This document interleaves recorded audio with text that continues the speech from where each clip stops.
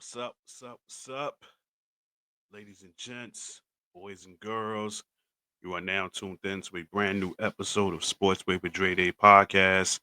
I am your host with the most, the Hood's ESPN, Crystal Street's very own, Dre Day. What's up? What's up? What's up? Once again, thank y'all for y'all continued support. Keep it growing, keep it going, keep it flowing. Happy holidays to everybody. Once again, I implore y'all, subscribe to the YouTube channel, Sportsway with Dre Day Podcast. That thing right there on the right hand side, bam, right there. Just type that name in, Sportsway with Dre Day Podcast. Hit that subscribe button, hit that like button. That's very important as well. Share it, tell a friend to tell a friend, all that good stuff. This video here, the 2025 Basketball Hall of Fame candidates have been announced. But I'm only going to speak about four in particular, okay? Because primarily the other names, not really nothing to really snooze at, but there's four in particular that I really want to speak on, right? Now, again, these are just candidates. They're not officially in as of yet. But I do believe that three of the four have a legitimate chance to get in first ballot. There's one that I think isn't first ballot, but I think he will eventually get in.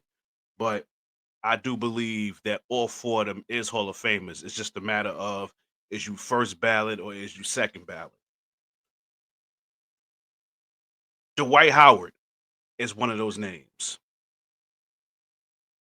Carmelo Anthony is another name. Marc Gasol is another name. And last but not least, Amare Stoudemire is the last name. Now, I will say congrats to all four of them. Listen, I've been watching basketball for many, many years, decades for that matter. I have followed all four of these men. I have followed their careers. I truly believe that all four of them are Hall of Famers. However, I believe there's three of the four that I think are first ballot, and I believe one is a second ballot Hall of Famer. The first two that I think is bona fide first ballot is Carmelo and Dwight Howard. Let's just get that out the way. I believe that those two are bona fide Hall of Famers, first ballot. Like once you put their name in there, Hall of Fame. Now, Carmelo Anthony is one of the 75 greatest players to ever play, right? TNT did this thing what was it? I think it was last year or the year before where they did the NBA 75, right? Carmelo Anthony was on that list. So just from you being on that list, you're a Hall of Famer. So let's just get that out the way right now. He's a Hall of Famer just for being on that list. But then you look at some of the stuff that he's accomplished, because this is what people got to remember. It's called the Basketball Hall of Fame. It's not called the NBA Hall of Fame. See, the NFL is different. They have a Pro Football Hall of Fame. So the criteria is only what you did in the pros. It has nothing to do with you. It has nothing to do with what you did in college. It has nothing to do with what you did in arena football. If some players wind up going to arena football before they make the NFL, no, it's only what you did in the National Football League. Basketball is different. It's called the Basketball Hall of Fame. So they can factor in your college, they could factor in your overseas, your international play, all that shit factors in. Well, all that stuff factors in. Remember, I'm trying to not curse here. So a lot of that stuff factors in. With that being said, Carmelo Anthony is a bona fide first ballot Hall of Famer. I just told you, NBA 75. That right there alone puts him in. But let's just get to a lot of the stuff that Carmelo has done in his career. Obviously, he won a championship, a national championship in Syracuse. First year, freshman, bam, got that out the park. He is a three-time Olympic gold medalist. Remember, international play comes in too. So you factor that in. Do I even want to say bronze medal because of that crap in 2004? But nonetheless, he still got a medal, right? 10-time NBA All Star, 6-time All NBA team. He has one scoring title, meaning he was the leading scorer for that respective season in the NBA. Obviously, he made the all rookie team. I know for a lot of people, including myself, we felt that he should have won Rookie of the Year in 2003. Now, obviously, we know who got it, LeBron, but for the real ones, we all felt that Carmelo should have won Rookie of the Year because, again, his team did make the playoffs and he had good numbers. LeBron team didn't make the playoffs. Carmelo's did. So that should have factored in as well. Because again, it's about what you did in the regular season. And Carmelo was able to help propel his team into the postseason that year, and LeBron didn't. But of course, hype and whatever, that's neither here nor there. He's third all time in NBA game winners. So when that ball is in his hand, when it's fourth quarter, everybody's on the edge of their seats because chances are Carmelo is gonna hit that game winner. Like you had the greats, like you had Kobe, you had Mike, Reggie Miller to a degree. Trying to think. T Mac to a degree. Um, yeah, Melo. You know what I'm saying? Like when it comes to those clutch shots to win a game, KD. I don't know if I said KD, but KD. So if you want your guy to get that shot at the end of the game, Carmelo is your guy.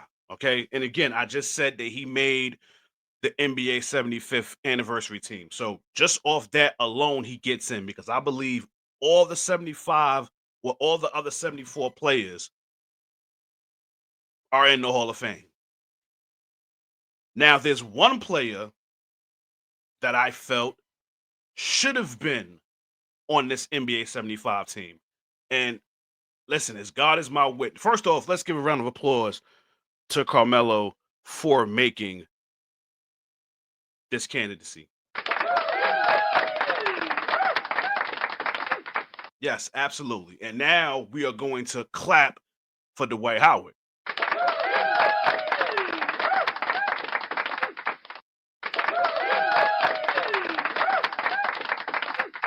We're gonna double clap for well, pause. Whoa, whoa, whoa, whoa. We're gonna give him a round of applause twice for that. All right. Because real talk, I feel like Dwight Howard should have been on that NBA 75 team. When they announced that NBA 75 team, I felt that Dwight Howard got snubbed. And I think he got snubbed for politic reasons. I think some of his transgressions off the court might have derailed him from making that NBA 75 team because he should have been on that team. He should have been on that team. There were some players that was on that list that I didn't think should have made it. I think they could have made the NBA 100, but Dwight should have been on that NBA 75 team. 8-time All-Star. 5 times he led Booker T. I'm Booker T in it. 5-time, 5-time, 5-time, 5-time, 5-time rebounding champion. 5 times he did that. He was a 2-time blocking champ. So you couldn't come to the paint on Dwight Howard, right?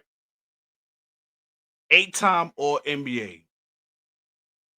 He made the All Rookie team in the 2004-2005 season. 5-time, again, Booker T. 5-time, 5-time, 5-time, 5-time, 5-time All Defensive team. And then he's a 3-time Defensive Player of the Year. 3-time Defensive Player of the Year. Dwight Howard's resume is very, very much underrated. Now, yes, granted, he averaged close to 16 points a game, 12 rebounds a game. But look at what I just read to y'all. You gonna tell me that is not a NBA 75? But of course, they throw some of these other names in there. I still don't understand how Bill Walton is in there. I don't.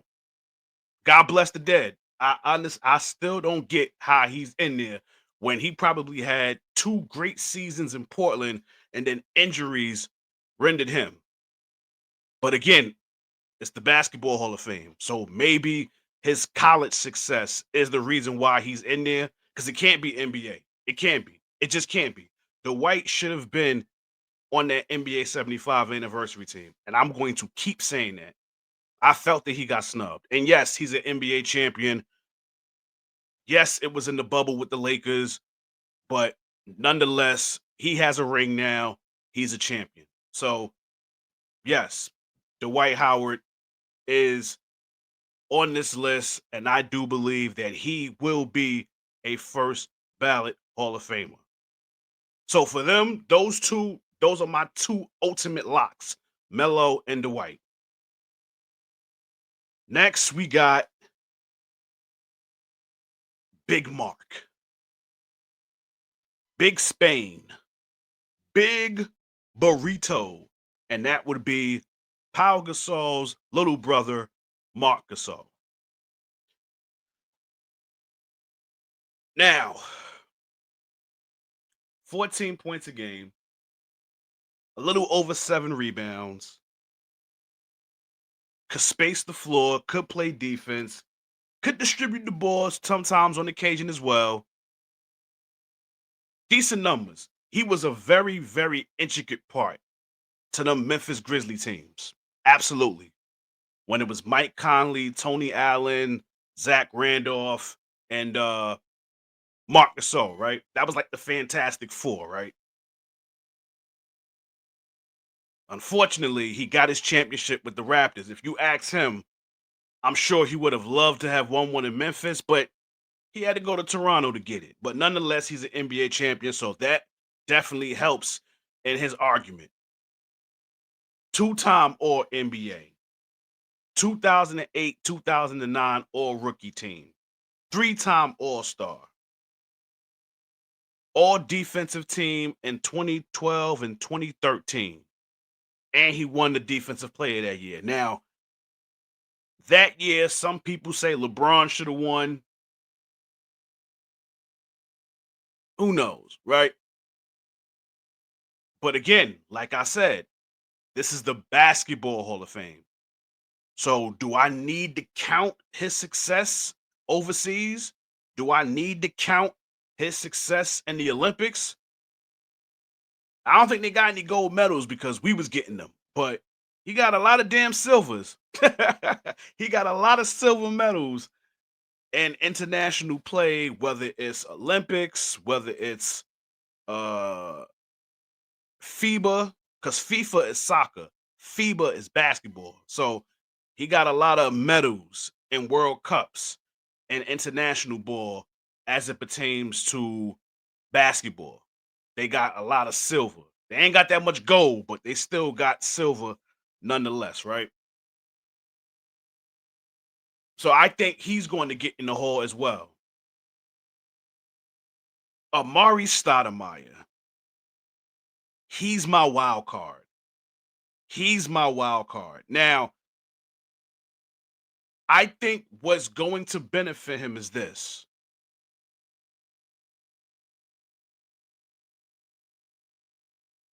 There's a lot of players that are in the Hall of Fame where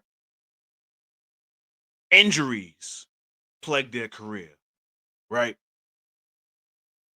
Yao Ming is in the Hall of Fame. He wasn't able to be what people thought he would be because of injuries. My all-time favorite player when it came to what could have been had it not been for injuries, Grant Hill. He's in the Hall of Fame. They were saying Grant Hill was going to be the next Jordan. But After Detroit, he went to Orlando, and then that's when the injuries just started adding up, started adding up. It rendered his career. Tried to make a comeback with the Clippers, Phoenix, had some decent years. He made the Hall of Fame, right? T-Mac, Yao Ming, Grant Hill, all of these guys I just mentioned, injuries plagued their career, and they still made the Hall of Fame. You can add Amare Stoudemire to that equation as well. He played a lot of years in the league, and it was a decent part of those years where he didn't play a full season. I don't even think he played half a season because injuries did him in. Now, we all remember his time with Phoenix. That big three with him, Nash, and Matrix, Sean Marion, they was nothing to be messed with. You can make a case that I think probably 2 of the 3 years they could have won the championship. Now, of course, you're gonna have those that say, "Oh, if that fight with San Antonio wouldn't have happened and players didn't get ejected, they would have beat San Antonio." Well, I don't do ifs.